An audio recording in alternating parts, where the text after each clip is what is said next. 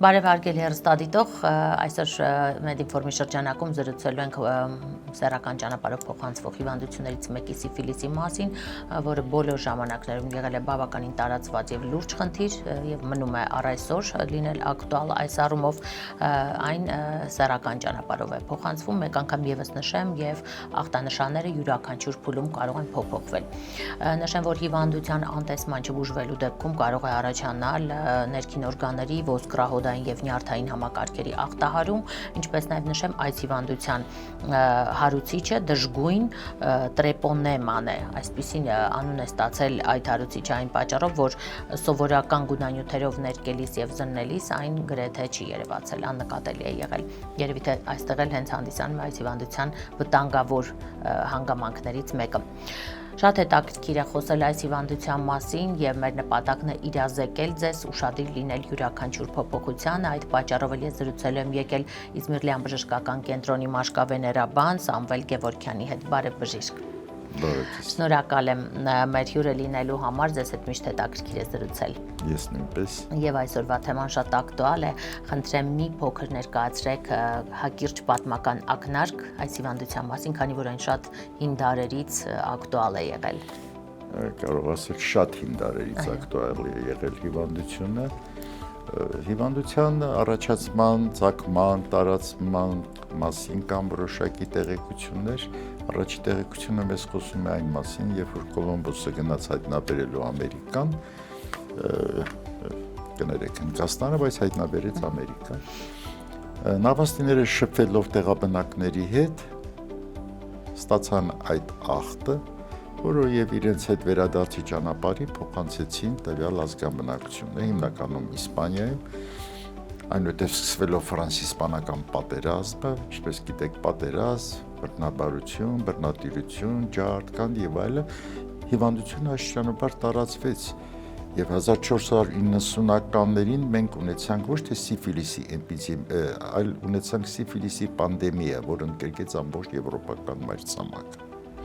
Դրա համար մի մասում ասում էր ֆրանսիական հիվանդություն, մի մասը իսպանական հիվանդություն։ Երկրորդ պատճառը ըստ անունի ծագման դա միջնադարյան վերածնդի պոետներից մեկի Ֆրակաստրոյի պոեմի հիման վրա, որը նկարագրում էր Սիֆիլոս անունով հովիվի սեռական կապը խոզերի հետ, որից նա ստացավ այդ ախտը։ Եվ ըստ հովիվի անունի Սիֆիլոսի հիվանդությունը կոչվեց սիֆիլիս։ Երևի թե սա ավելի ճշգրիտ տարբերակն է։ Դե այդ չես կարող ասել, որովհետև հետագայում հնագիտական պեղումների ժամանակ հայտնաբերվեցին 2-3000-ական տարեկան գանգոսկրներ, ոսկորներ, որոնց վրա նկատվեց երրորդային սիֆիլիսի գոմոզ ախտահարման նշանները։ Այսինքն հիվանդությունը եղել է բավական հին, ուղղակի այդքան տարածված չի եղել, ըստ երևույթին դրա պատճառով հիվանդության մասին այդքան մարդիկ տեղյակ չեն եղել։ Նշում եք տեղյակ չեն եղել, բայց մեր նախնական զրույցի ընթացքում էլ խոսում էինք այս հիվանդության դաժան ախտանշաններից։ Միթե այդ ախտանշանները իրենց զգացնել չեն տվել։ Ախտանշանները զգացներ տվեցին այն ժամանակ, երբ որ այն ստացավ մասսայական բնույթ, այսինքն պանդեմիայի ընթացքում 1490 թվականից հետո, երբ որ մարդիկ սկսեցին մասսայական տարածվել եւ վարակվել այդ ախտով, մարդիկ նկատեցին տարօրինակ երևույթներ, որոնք կարող էին առաջանալ տարբեր մարդկանց մոտ եւ ինչ որ պատճառներ, որոնք անհասկանալի էին մարդկանց համար, եւ ուստի առաջի անգամ այդ ժամանակահատվածում մարդիկ հասկացան հիվանդության մասին եւ սկսեցին խոսել դրա մասին։ Այնպես որ ինքը բավական ավելի պատմություն ունի, այո։ Վատ բարքեր այն ժամանակ էլ եղել են, ինչու ոչ։ Բժիշկ, եւ խոսենք այս հիվանդության հիմնական ախտանշանների մասին, որոնք էլ կարող են ազդակ դառնալ գոնե այն վաղ փուլերում կանխելու, քանի որ յուրաքանչյուր փուլում ախտանշանները փոխվում են, ել ավելի բարդանում, խտանում եւ իհարկե ես ես ասեմ, հիվանդությունը ինքը շատ տիպիկ ընթացք ունի եւ շատ միանման է։ Սեռական հարաբերությանից անմիջապես հետո, երբ որ ասենք առողջ ազնվորությունը հանդիպում է հիվանդ ազնվորության հետ, անմիջապես կոնտակտի տեղում, որտեղով որ թափանցել է սպիրոխետան կամ տրեպանումը, նշված հատվածում առաջանում է որոշակի խոցային մակերես, բավական պինդ, հարթ մակերեսով, անցավ, որևէ գոյացություն։ Այսինքն հարաբերությունը մոտավորապես գաղտնի շրջանը տևում է 21 օր։ իհարկե կանայք այս ընթացքը կոշանկրը չեն տեսնում, հիմնականում հիվանդությունը հնարավոր է կանանց մոտ ախտարվի երկրորդային շրջան ընթացքում, հիմնականում տղամարդիկ կամ նրա հետ կապված կանայք, երբ որ հետազոտվում են, արդեն հայտնաբերվում է կոշանկրը, տղամարդկանց մոտ հիմնականում այն շրջանում, որտեղով տեղի ունեցել հարաբերությունը, կանանց մոտ հիմնականում արգանդի վզիկի շրջանում, դա տիպիկ դեպքեր, բայց մենք կարող ենք ունենալ ատիպիկ դեպքեր, երբ որ շանքը տեղակայվում է ուղիղ աղիքի շրջանում, շրթունքի, բերանի խոռոչի, այսինքն ձեզ հասկանալի է, թե կոնտակտ ինչպես է կատարվել, ոնց որ կնիքի նման նա նստած է տվյալ տեղում։ Ցավային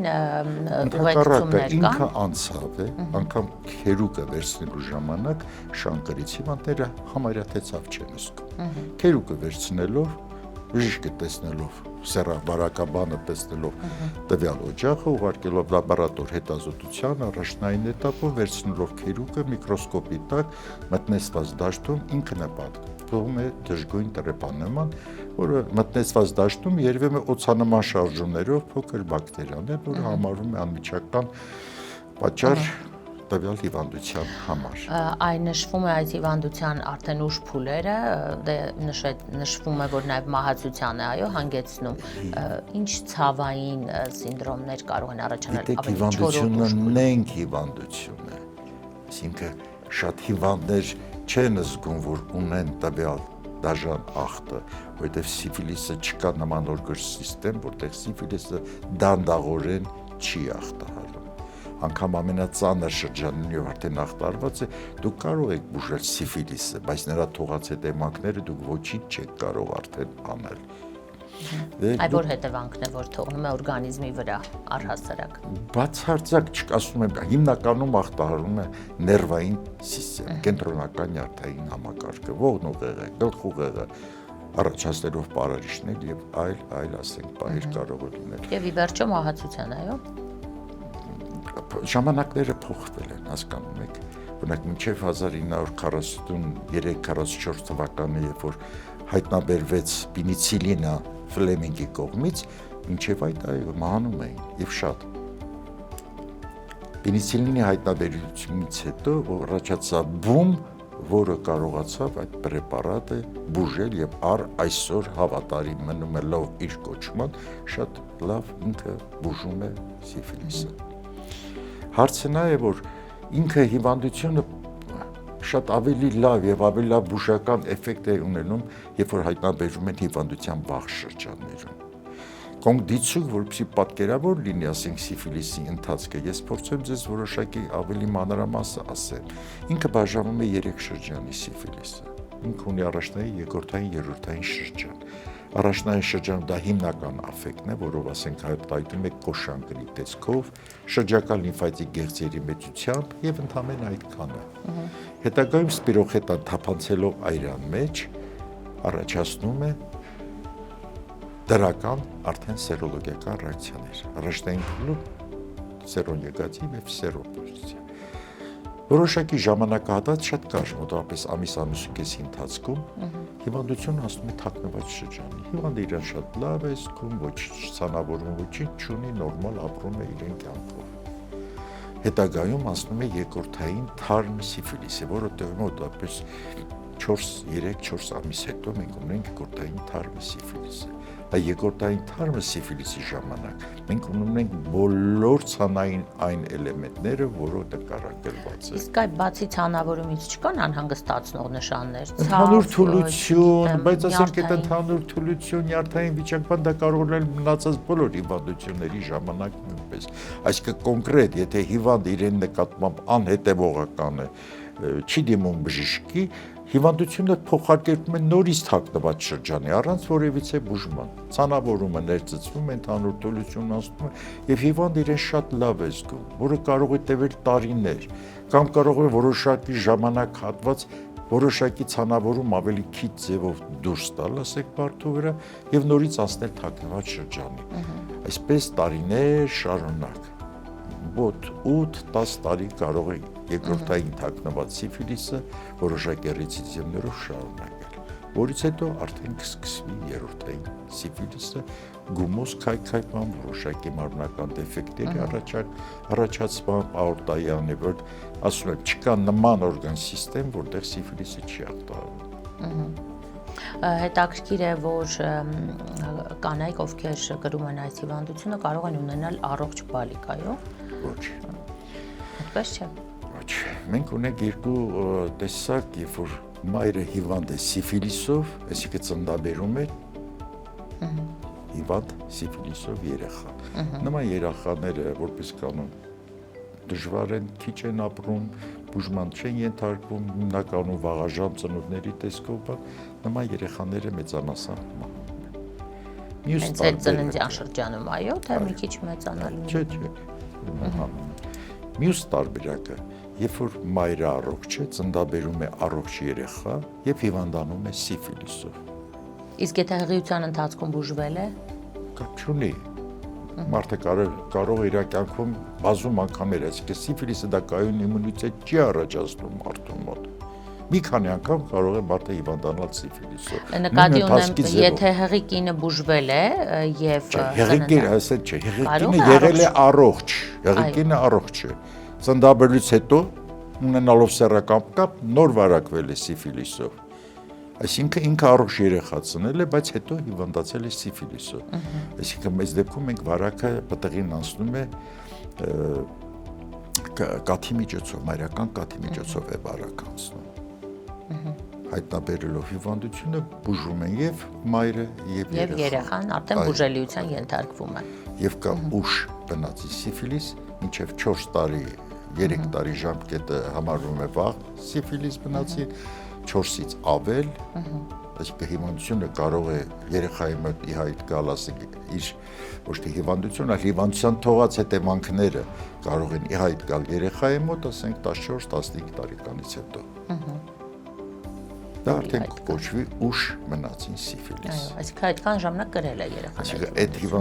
հիվանդը ինչպես նաև այրան փոխ ներարկման ժամանակ, երբ որ ասենք սիֆիլիսով հիվանդ այրան ներարկվելու, սիֆիլիսի առաջնային շրջանը կոշշանք տեսքով դա չենք տեսնում։ Իսկ հիվանդության նշանները հիմնականում կարտահայտվի երկրորդային թարմ սիֆիլիսից հետո, ըստ իր զարգացման։ Բժիշկ, ժամանակակից կյանքը թույլ է տալիս շատ հիվանդություններից ապահովագրվել, պաշտպանվել, արդյոք սիֆիլիս հիվանդությունը նույնպես ընդգրկել է այս առումով, քանի որ մարդիկ սկսել են գոնե զգոն լինել։ Զգոնությունը դե ինչպես կարող է մարդկային հոգեբանությունը փոխել, եթե աստվածաշնչել ինչ-որ նորական բարքերը կա եղել են, դա դեռ հնուց, ասենք, դա ոնց որ մարդկային հոգեբանության մեջ եղել է։ Բայց որոշակի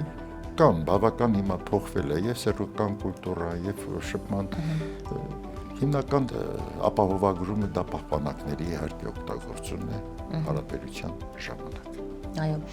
քանի որ դուք գործ եք ունենում նման խնդիրներ ունեցող, նման հիվանդություն կրող մարդկանց հետ, հետաքրքիր է արդյոք նրանց հոգեբանության մեջ ինչ-որ բան փոխված է, ավելի չարացած են կամ ավելի դիտավորյալ, միտումնավոր քայլեր անելու նպատակ ունեն, տարածելու այս խնդիրը, որը իրենց մոտ կա։ Չեմ նկատել անկեղծ ասած, բոլորն էլ հասկանում են ինչ ախտով են տարապում։ Իհարկե կան ոմանք, որ չեն ուզում բուժվել, չեն էլ հասկանում իրանց պետք է չի։ Այդ շատ արտահայտված է։ Իհարկե մենք տարիների ժամանակ, երբ որ կոմունիստական էր կարգերը, մենք պարտադիր բուժում էր։ Բոլոր հիվանդները պարտադիր պետք է բուժման ենթարկվեն։ Հարկադրաբար, այո։ Հարկադրաբար, եթե չէին հրաժարվում էին բուժումից, անգամ հավաքելով եւ բժշկի բուժական արդյունքը դա ոչ թե համարվում էր հիվանդության լավ բուժումը, այլ ինչքան հնարավոր է ինչ մասշտաբի չափ նա կոնտակտներ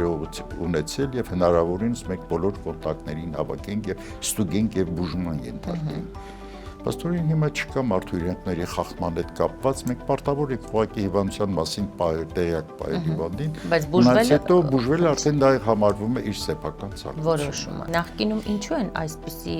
աշկավեներական առհասարակ հիվանդություններ կրող անձանց մեկուսացրել, շատ խիստ պայմաններում պահել մինչև բուժման ավարտը։ Հիմա նրանք ապրում են սովորական։ Չեմ կարող ասել ձեզ ուղղակի եղել է այդտեղ ճշմարտության նոտ։ Իհարկե դա ես ընդունում եմ, որ ավելի ճիշտ եղել են տարբերակը, երբ որ մենք բոլոր կոնտակտներին հավաքում, ասենք հիվանդ մարդուն ունեցած կոնտակտավորներին բոլորին հավաքել ենք, ստուգել ենք, հայտնաբերելու դեպքում բուժում ենք նշանակել եւ պարտադիր բուժում ենք նշանակել։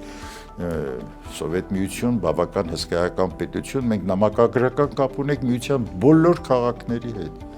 Այսինքն կարող ենք նամակը հասցեագրել Կամչատկա կամ Կամչատկայից ստանալ նամակ, որպես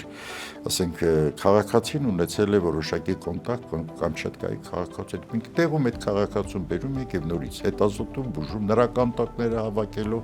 Մի խոսքով կապը կար, շատ լավ աշխատում էր, մենք անգամ օպերատիվ բաժին ունենք, որը գնում էր այդ կոնտակտներին հավաքելու, բերելու համար։ Հիմա այդ ամենը ասես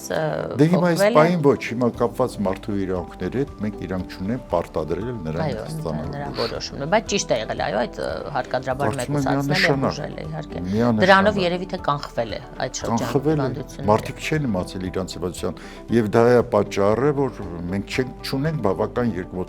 50-60 տարի մենք չունենք երրորդային սիֆիլիսով հիվանդներ չկան պրակտիկորեն։ Եվ այն ժամանակ էլ եւ հիմա էլ այդ հարցը դրած է բարձր մակարդակի վրա կատարվելով այդ սերոլոգիական հետազոտությունները մարդը դիմել է հիվանդանոց կամ ծննդաբերության ժամանակ վերցրվում է սպეციფიկ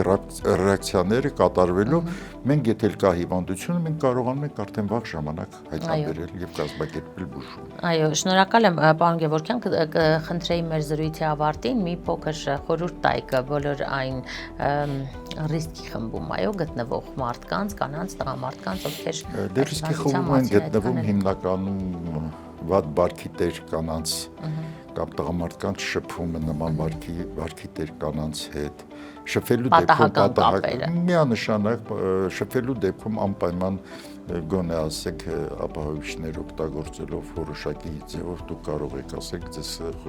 խուսափել ապահովագրվել նշված հիվանդության վարակումից հետո մյուս խումբը որը կարող է վարակվել հիմնականում այն նարկոմանների խումբն են, որոնք մեկ ասեղով կարող են մեկ-մեկին փոխանցել օգտագործելով նարկոտիկները կարող են նորից վարակվել, ասենք զգոնության կոչեկան։ Զգոնության կոչեկան։ Շնորհակալ եմ, պարոն Գևորգյան։ Հարգելի հեռուստադիտող, եւս մեկ անգամ հիշեցնեմ սիֆիլիս հիվանդության մասին էր այսօր մեր զրույցը։ Բժիշկը կոչանում լինել շատ զգույշ, այո, լինել մոնոգամ, ունենալ մեկ սեռական զուգընկեր, սա հիվանդության կախման լավագույն ուղին է։ Իզմիրլյան բժշկական կենտրոնի մաշկավեներաբան Սամվել Գևորգյանների զրուցակից այսքան այսօրվա համար հետևեք մեր թողարկումներին եւ կլինեք տեղեկացված։ Կհանդիպենք։